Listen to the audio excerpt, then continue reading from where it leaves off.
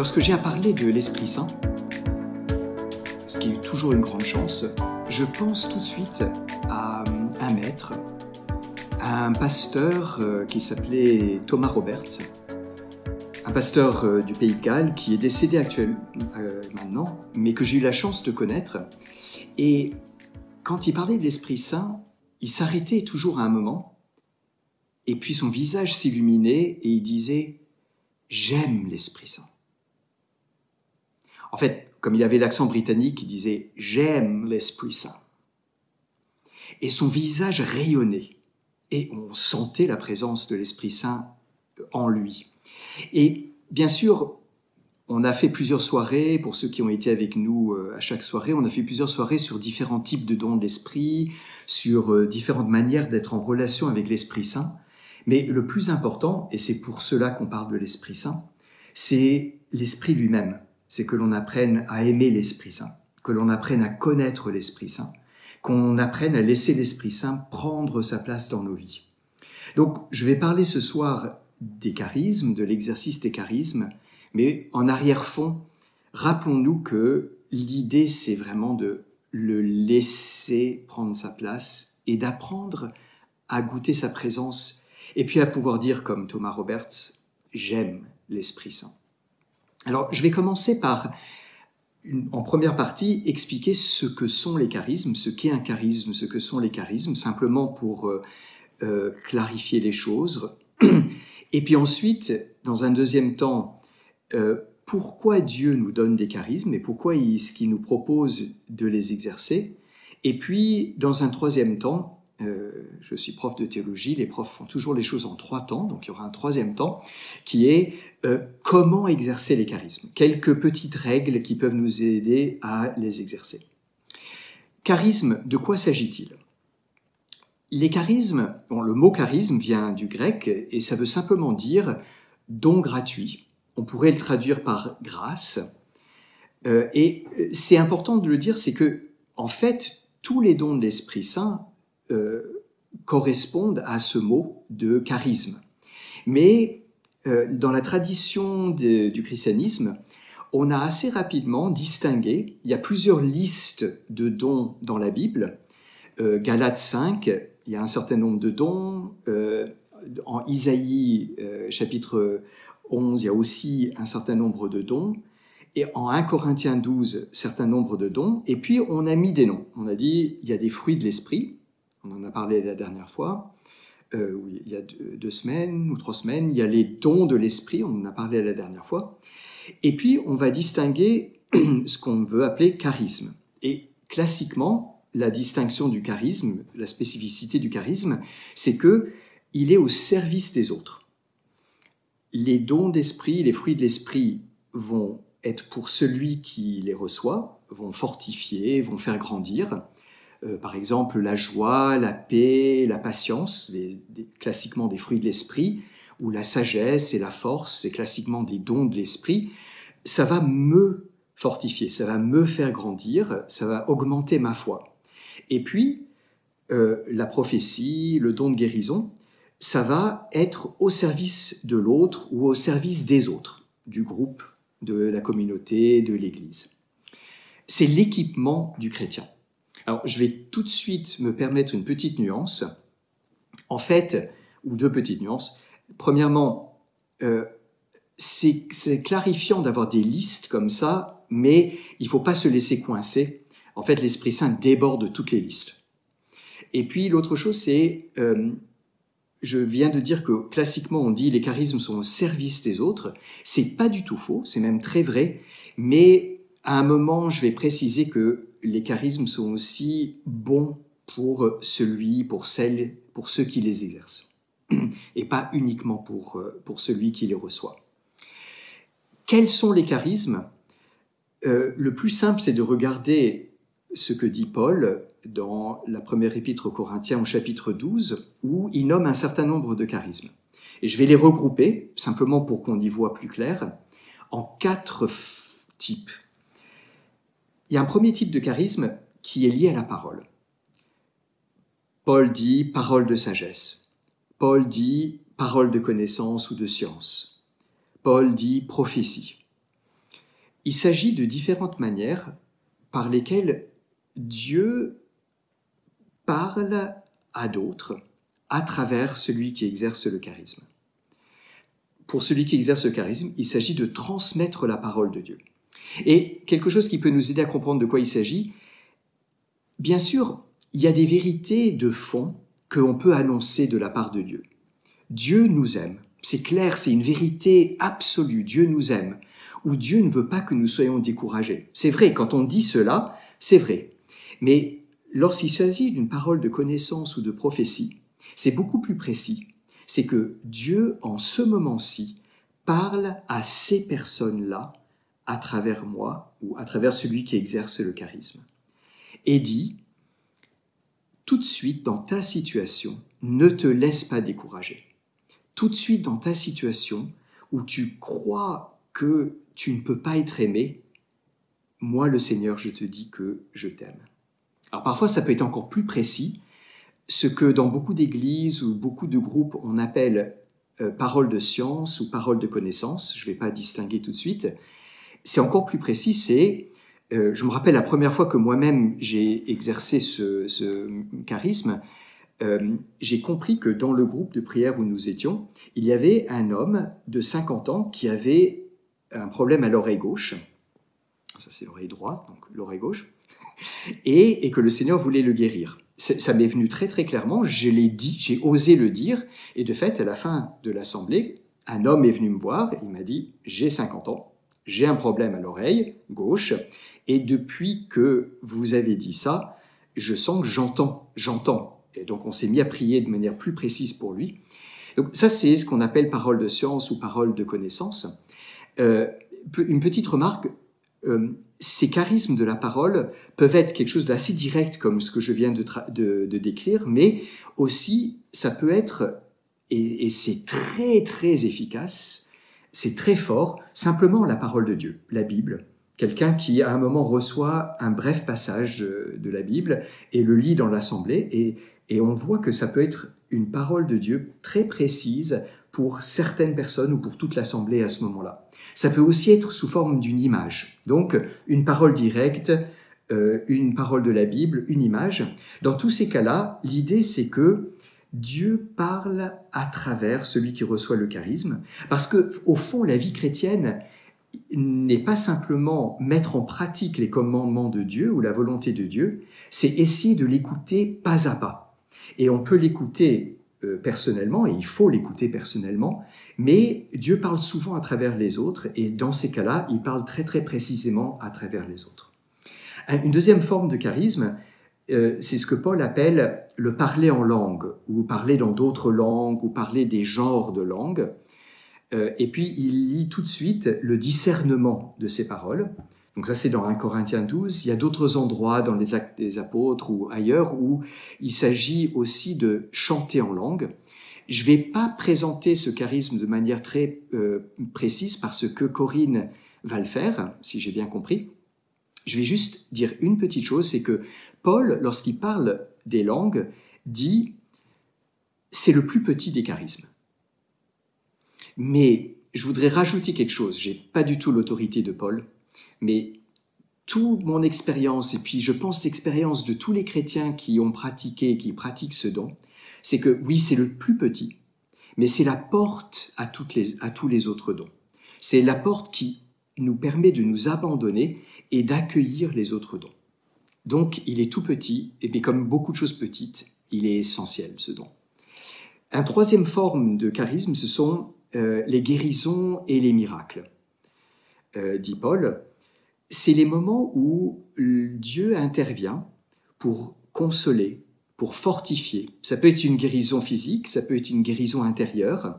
Quand c'est une guérison intérieure, souvent ça débloque quelque chose de la relation à Dieu ou avec les autres. Dans tous les cas, c'est quelque chose où Dieu montre son attention, où Dieu montre qu'il console, et puis puisque ce sont des actes qui sont parfois visibles par d'autres, quand c'est une guérison physique par exemple, c'est un charisme qui fortifie la foi, qui fait grandir la foi des autres, et puis la foi de celui qui les reçoit. Et puis, le quatrième forme de charisme dont parle Paul en 1 Corinthiens 12, c'est le discernement, charisme de discernement. Dans un sens, c'est un super charisme parce que c'est le charisme qui permet d'exercer les autres.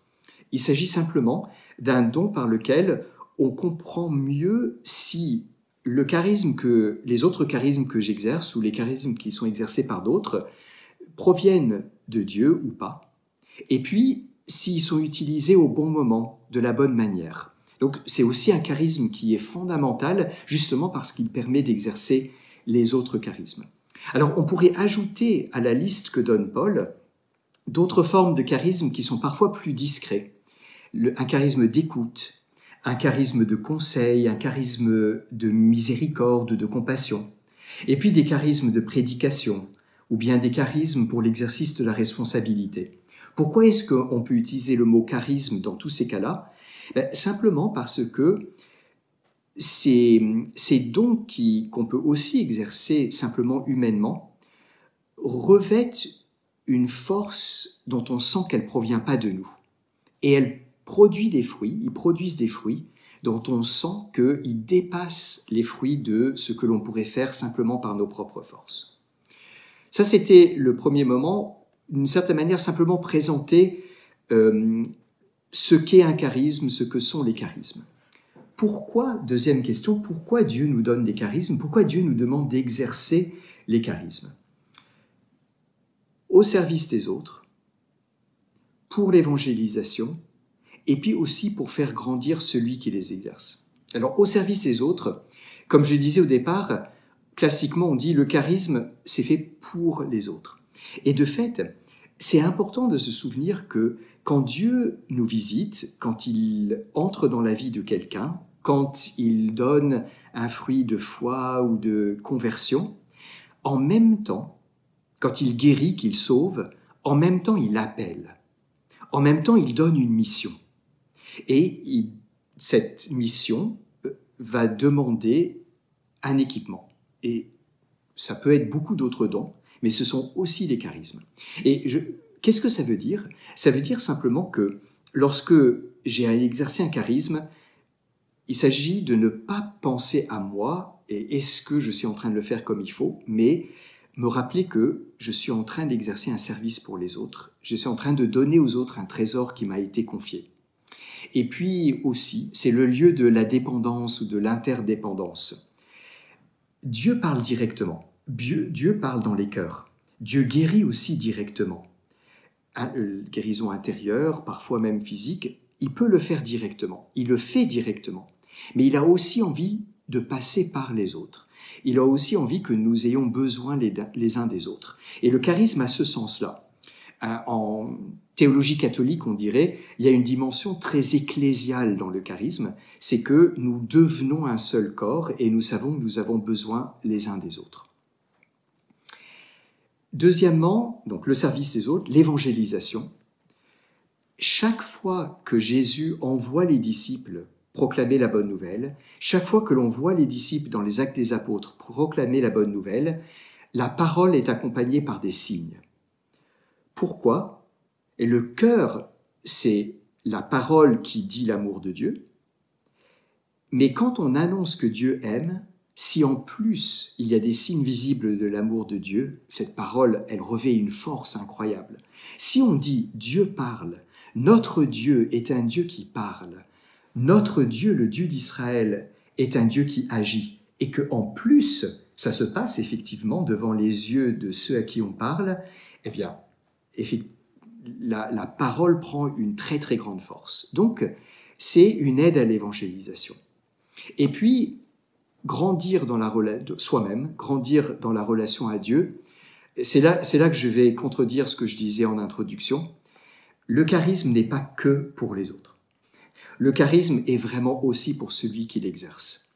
Paul, quand il parle du chant en langue, désolé Corinne, je vais encore ajouter 30 secondes sur le chant en langue, mais Paul, quand il parle du chant en langue, il dit « Celui qui chante en langue est édifié par son chant ».